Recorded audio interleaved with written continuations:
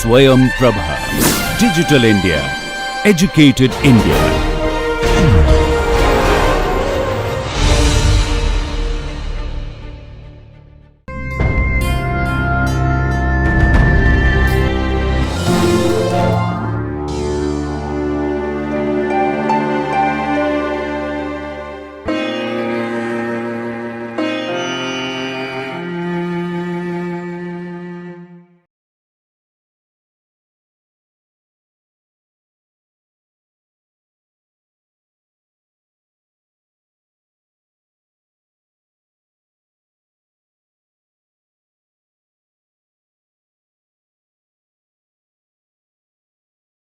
Hello there, my name is Salim Javed and I'm an assistant professor at the Faculty of Mass Communication and Media Technology at STT University. We are producing a series of videos which will help you understand some of the basic concepts and facts about mass communication. This second video in the series is meant for those who are new to the system for their basic understanding. In this video, we will be learning about the history of photography. And in coming videos, we will also be covering topics like the history of film, history of radio, history of television, and many more. Actually, there will be 19 videos as part of this program. So, let's get started with the history of photography. Now, if you talk about around 19th century, there were many inventions like electric lamp, safety pin, dynamite, and automobiles. These were just some of the inventions that were happening in the 19th century. But the invention of photography probably created the most astonishment and delight. Today, people may take photography for granted, but when it was invented, people viewed it with awe and they were amazed about this object, the object that is capable of recording the camera itself. Now, if you talk about the photography since the very beginning, but in some other context, people knew that if you put up colorful clothes in the sunlight, these colorful clothes may fade. So people knew about that there is some sort of a reaction between sunlight and the colors, but they did not know what is happening and why the colorful clothes are fading in the sunlight. So people were aware of this reaction. It goes back as early as Roman times, and there was a far better understanding of light and how it works, so they knew it. Aristotle knew that if you pass through the rays of light through a pinhole, it would form an image. Around 10th century, there was an Arabian scholar. His name was Al-Hasan, or Abu Ali al-Hasan ibn al-Hasan ibn al-Haytham, who is also referred as the father of modern optics. He actually described the effect in detail and told how to view an eclipse of the sun. Now, some of you may be hearing the word camera obscura for the first time. Camera obscura is basically, if you literally translate it, it is basically a dark chamber. So a dark room with a pinhole opening to the outside. So when light falls on this camera obscura and when the light rays pass through it, it creates a reverse and inverted image inside the room. And this is how people used to sketch the image of a scene, and they used to make or sketch what was outside, inside. And this is how, this is how the camera obscura started helping people. The projected image were traced properly, which technically were or are the highly accurate representation of scenes, or we can say that with the help of camera obscura it was easy to achieve or track a perfect proportion of a scene. As there were so many experiments by different people with new style, new ways, but nobody was able to record the image permanently. So if you really want to remember the first name as far as the history of photography is concerned, then this first name must be of John Henrik Scholz. This is the first name that one must remember, because around 17th century he was the one who was experimenting with how to make the image permanent. So John Henrik Scholz actually experimented with silver chloride, and for it he used to put a lot of chalk dust in a jar with the silver chloride and put a utensil on it. So as the jar was covered with the utensil, and there was a shape on this utensil like heart shape or some other shape, and when he used to put this jar with the stencil on it in the sunlight, as you know the tendency of silver chloride, it gets dark when hit by the sunlight. The empty shape of the utensil used to darken the silver chloride in the chalk dust at that particular portion. Like if it is a heart shape, then heart shape used to be there. And because of the chalk dust and silver chloride, the shape of the utensil used to get temporarily imprinted, and in this case the dark utensil shape in the jar used to be absolutely visible. But when you remove this stencil, the entire jar was exposed to the direct sunlight, and the entire thing, or we can say the entire jar, used to get dark, and so there was no more the shape of the utensil there in the jar. Now there is one thing which is very interesting and disappointing at the same time, that as John Henrik Scholz was able to experiment, but he experimented with silver chloride, and the reaction with the silver chloride was there, but it was not permanent. So John Henrik Scholz could not take it beyond experimentation. It just remained, or could not move beyond the level of experimentation. Now the next name which comes after John Henrik Scholz is of Thomas Wedgwood. At the beginning of 19th century, Thomas Wedgwood, who was basically a son of a famous British portrait manufacturer, was the first to attempt to record images created by a lens with a camera obscura. Though he was also unsuccessful like John Henrik Scholz, but he did make negative silhouettes of leaf and insect's wing by placing them on a white paper or white leather sensitized with silver nitrate. Now remember that John Henrik Scholz was using silver chloride and Thomas Wedgwood was using silver nitrate, and he exposed these papers to the sun. I mean, to the sun means that after treating the paper, he used to keep it in the sun.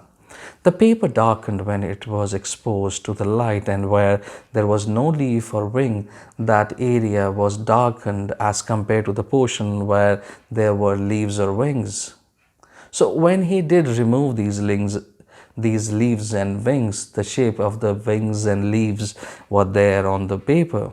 But as soon as it was exposed for a longer period of time in the sunlight, the remaining sheet, which had the impression of leaves and wings, were also completely darkened. So though Thomas Wedgwood experimented with some sort of achievable temporary results, but his experiment was not a full success.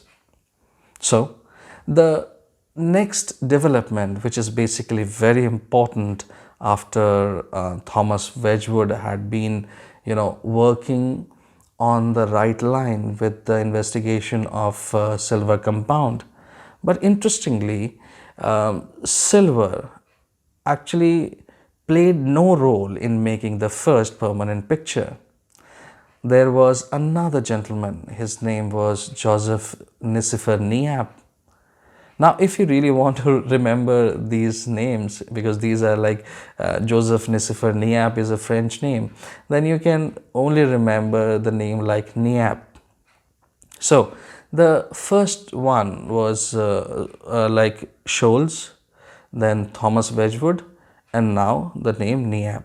So, Scholes, Thomas Wedgwood, and Niyab. Now, Joseph Nissif Niyab attempted no longer than 1826, and he was an inventor from France. John Henrik Scholes was and Thomas Wedgwood were also inventors, but they could not take it beyond the level of experimentation. Joseph Nissif Niyab actually put his life for it. Whatever he had, he kept on investing and working till his very last breath. He gave everything to this process for achieving not only the first permanent picture, but also making it a refined invention. Now, Joseph Nissif Niyab knew about John Henrik Scholes' experiment, and he first experimented with silver chloride like John Henrik Scholes. But actually around 1820 onwards, he turned his attention from silver chloride, and this is a big change. 1820 onwards, he turned his attention from silver chloride to bitumen of Judea, a kind of a sulfate that hardens when exposed to the light. So after silver chloride, he was basically experimenting with the bitumen. Joseph Nissif Niyab discovered the bitumen, which is basically found in varnishes that we do in our homes nowadays actually. That this is a better compound and more viable or reliable option instead of silver chloride. He coated a sheet of paper with this bitumen of Judea to be found in the varnish, and he used his crude camera obscura and placed the sheet painted with this bitumen and put his camera obscura on an open window at his courtyard and exposed it for 8 hours. Yes, for 8 hours. Now the light forming the image on the plate hardened the bitumen in brighter area by leaving the soft and subtle in the dark area. When Joseph Nissif Niyab actually washed this paper with the bitumen of lavender oil, this removed the soft, subtle parts that had not been struck by the light. The result was the first permanent picture. Joseph Nissif Niyab was successful where Thomas Wedgwood and John Henrik Scholes basically failed.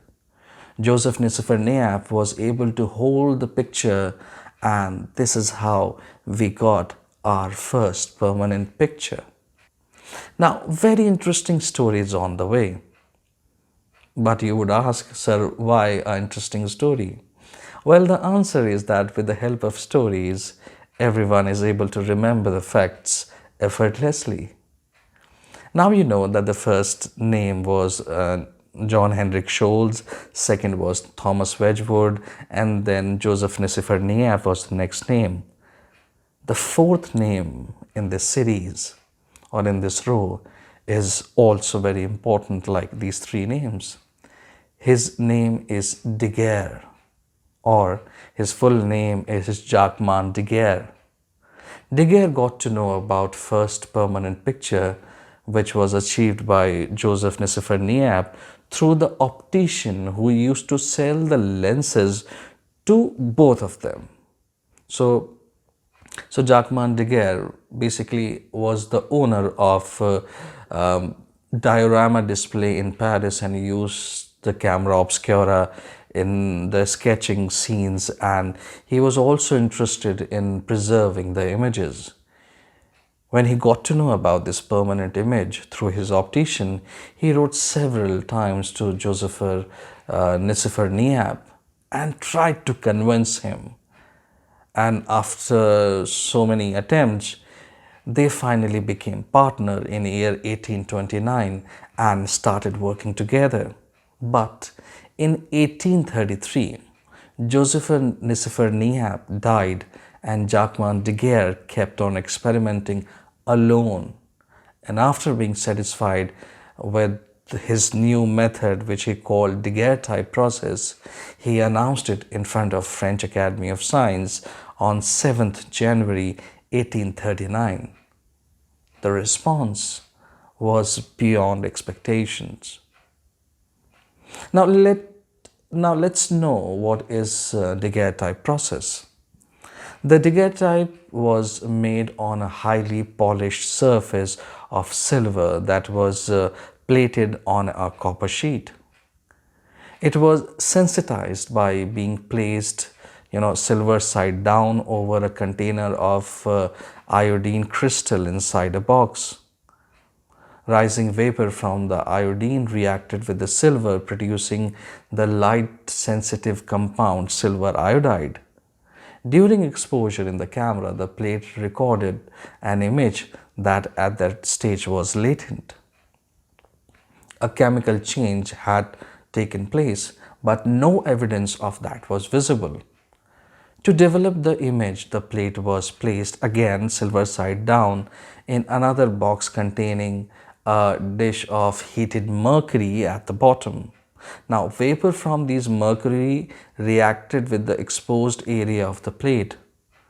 Wherever light had struck the plate, mercury formed a frost-like amalgam, or we can say alloy, with the silver. This amalgam made up the bright area of the image. Where no light had struck, no amalgam was formed. The unchanged silver iodide was dissolved in sodium thiosulfate fixer, leaving the bare metal plate which looked black to form the dark area of the picture. Now, in spite of its superb quality, the daguerreotype was a technological dead end. There were complaints about the difficulty of viewing for the image on the highly polished metal surface, and it could only be viewed, only from a certain angle. Like suppose sometime when you look at your laptop, you really have to adjust it. Now, the mercury vapor necessary for the process was highly poisonous and probably short-ended the life of more than one daguerreotypist. But the most serious drawback, or the most important drawback, was that each plate was unique. There was no way of producing multiple copies except by rephotographing the original. What was needed was a negative positive process where any number of positive images could be made from a single negative. Though, interestingly, such a process had already been invented.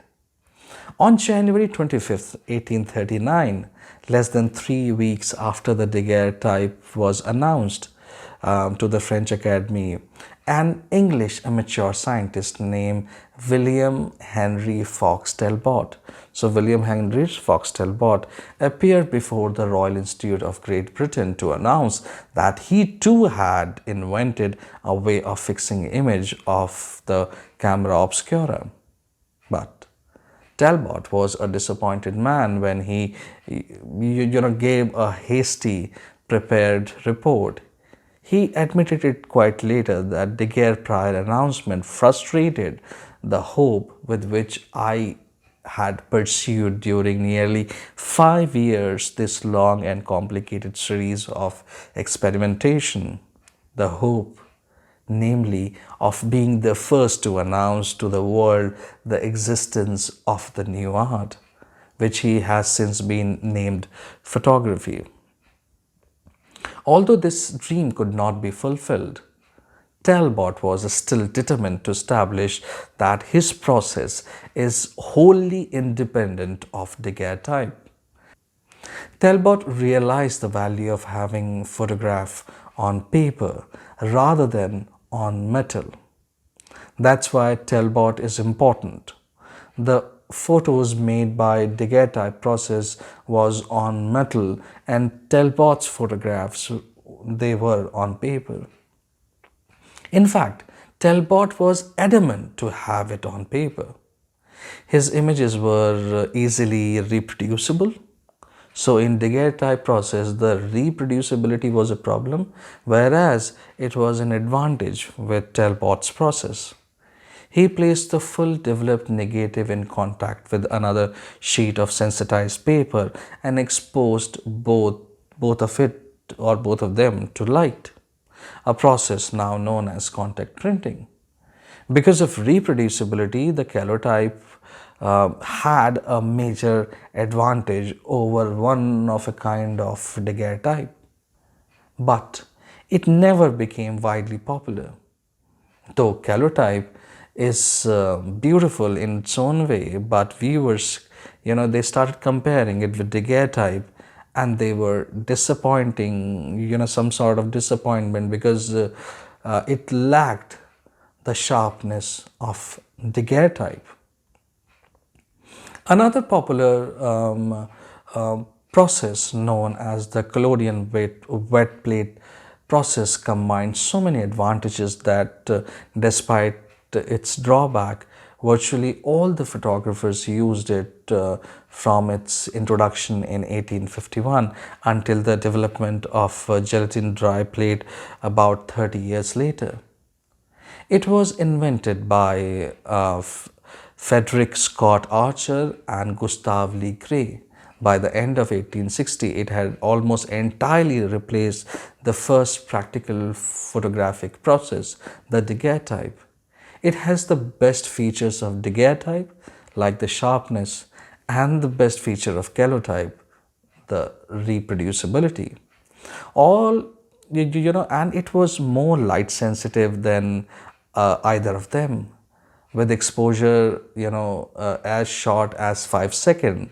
The newly invented collodion, which is sticky when wet and dries into a tough transparent skin when dry. Frederick Scott Archer, an English sculptor who had been making calotypes of his sitters to use as studies, discovered that the collodion was an excellent basis or base for an emulsion, but the plate had to be exposed and processed while it was still wet. There were some inventions yet to be discovered for making the photography as an accessible medium. The invention of dry plate process and fast mechanical shutter speed were two much needed developments. It not only reduced the exposure time for the photographers, but also gave a way for the invention of motion picture camera.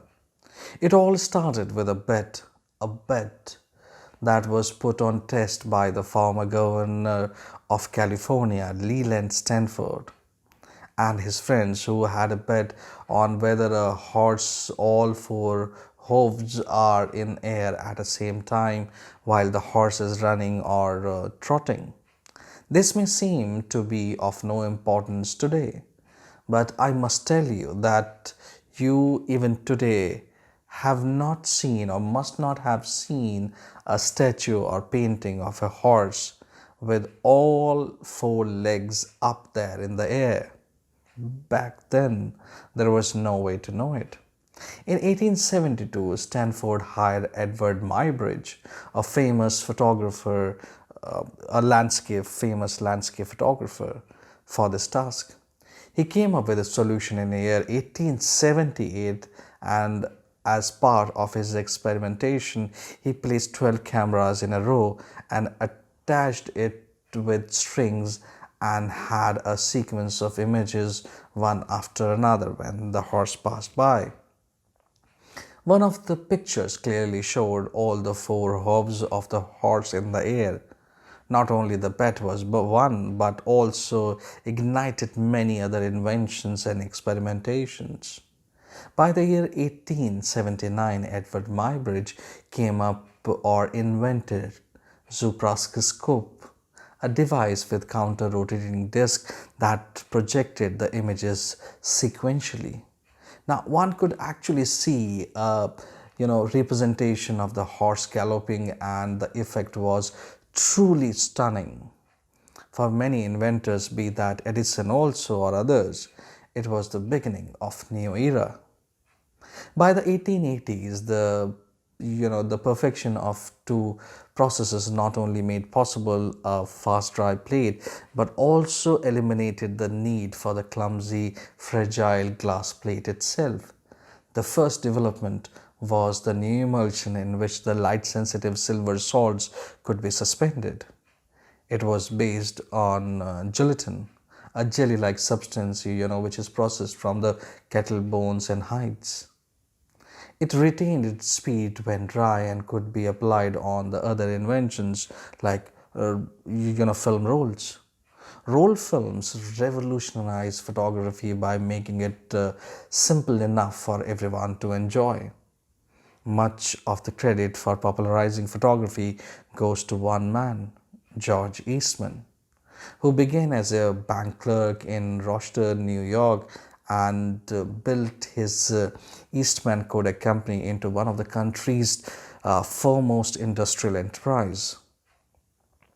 Almost from the day Eastman himself bought his first wet plate camera in 1877, he kept on, he searched for a simple way to take these pictures. Many people had experimented with roll films, but no one was, able to produce it on on a commercial basis, or produce it commercially until Eastman, invented the equipment to manufacture film on a mass basis. The result was Eastman American film, a roll of paper coated with thin gelatin emulsion. The emulsion had to be, stripped from opaque paper backing to provide a negative. The light could be, shine through for making prints. Most photographers had trouble with this operation, as the negative often used to get stretched when removed from the paper. So the film was usually sent back to the company for the processing.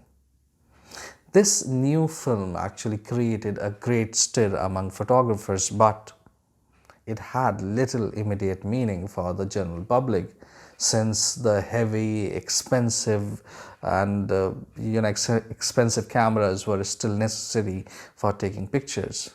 But roll film made possible a new kind of camera, which was inexpensive, lighter and simple to operate.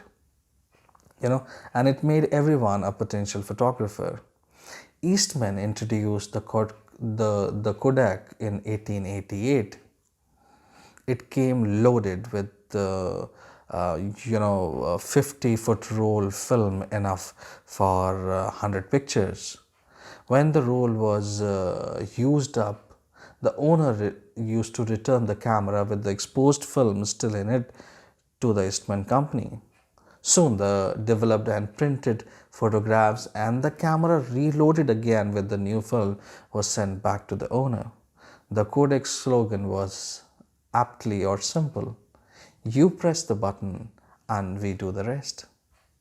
The next big change was 30mm Kodak film roll, introduced in 1935, and in 1948 the polarized picture camera, which had direct positive just like daguerreotype, was introduced. So the journey comes to its full circle. I'm very sure that this video must have solved some of your queries related to the history of photography. The information provided in this video will come handy whenever you need it. In the next video, we will be discussing about the history of cinema. Till then, take care and stay safe.